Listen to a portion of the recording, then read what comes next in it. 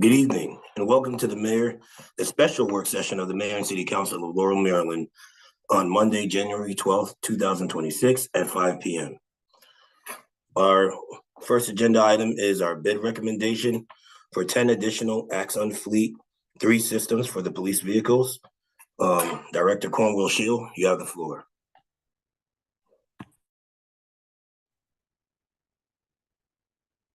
Thank you and good evening, Council President Smith, Mayor Sidnor, and council members. Before you is a bid recommendation for the purchase of 10 Axon Fleet 3 camera systems from Axon Enterprise. We have 52 of these camera systems already installed in patrol vehicles, and they have proven over the past several years to be an integral piece of maintaining public transparency and officer safety. They are the final 10 to complete the outfitting of the police department's current patrol vehicle fleet.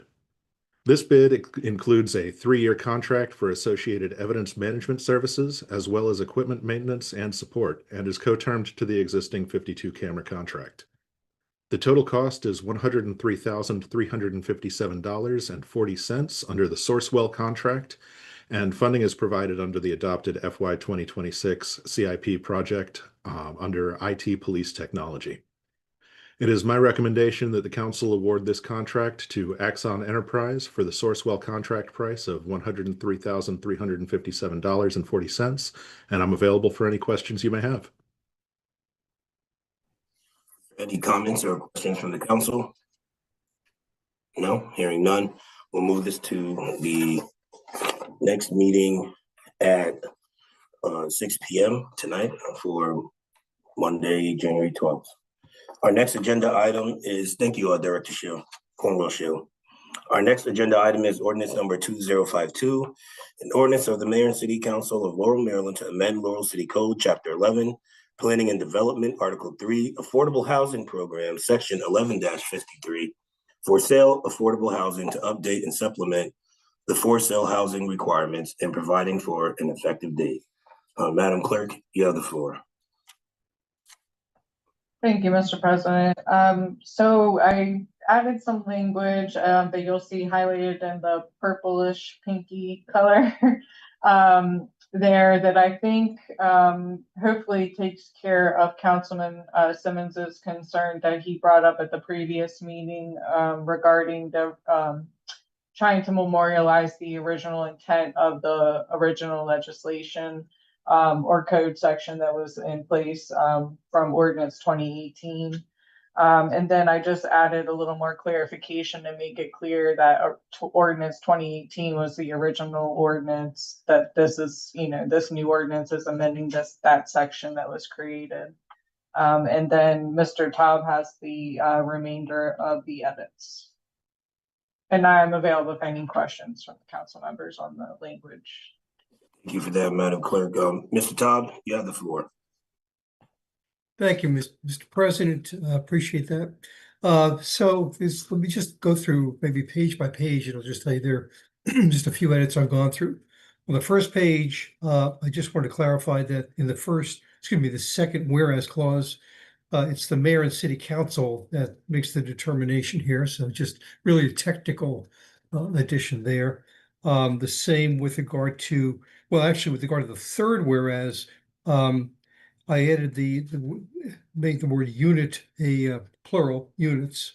Price of the units was the sales price for each, the sale of, excuse me. Let me just read through that whereas. The original intent of the mayor and city council is approving ordinance number 2018, specifically regarding the calculation of the base sales price of the units, it should be plural, was that the sales price of each for sale affordable dwelling unit be at least 30% less than the base price of the, and it just said market rate dwelling units, but I want to make sure it's clear that it was the comparable models of the market rate dwelling units within said development or subdivision. So that was just adding that in there. I think that was just to clarify. Page 2, I believe it was Councilmember Mills who brought up the issue that townhouses may also be condominium units along with multifamily buildings.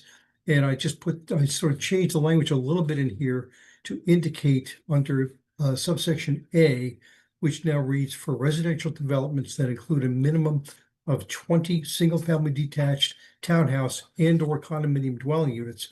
Then I put in parentheses with condominiums being created either in a townhouse or a multifamily building, because they can be in either one. So I just want to make sure that was clarified. Under subsection AI, you will see down there in blue.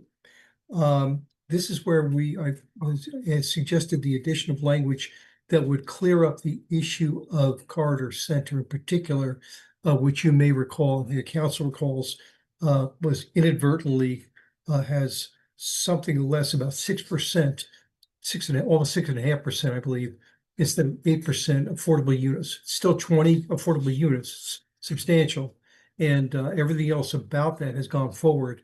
It's been fully approved, and I think the simplest thing I think was discussed previously was to add language to simply specifically exempt that one issue, so we can move forward and there's no cloud over that development.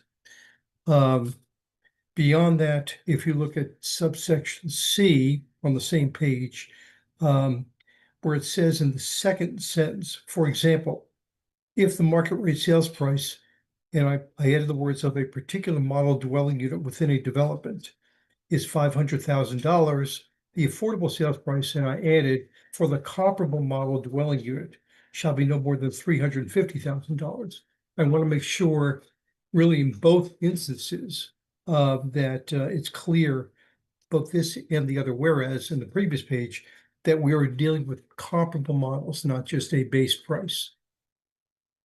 On page 3, under subsection I, where it states all affordable dwelling units in development shall remain so for a period of 30 years, and they shall be reflected in a declaration of covenants.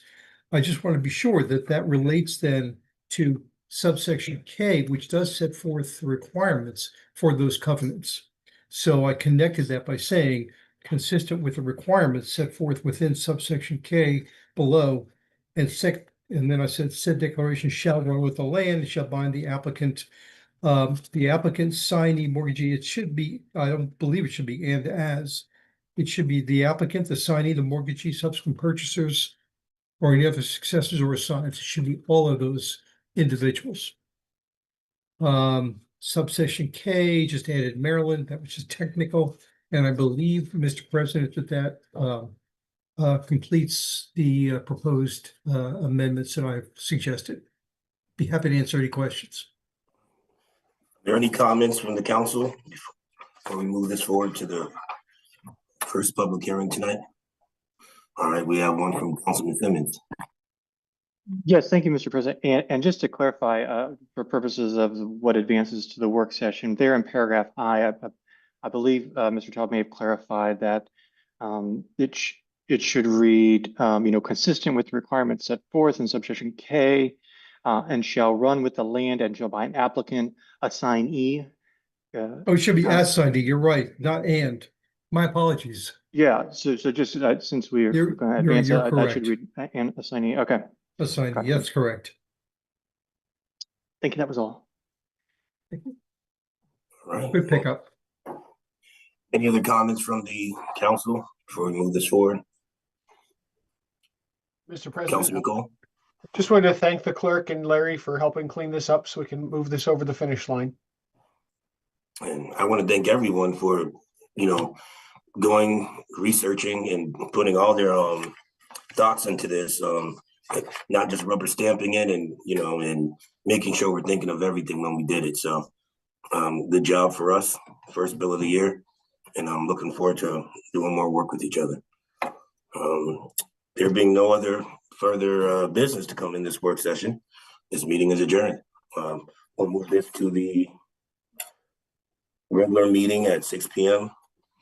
and I'll see you guys there.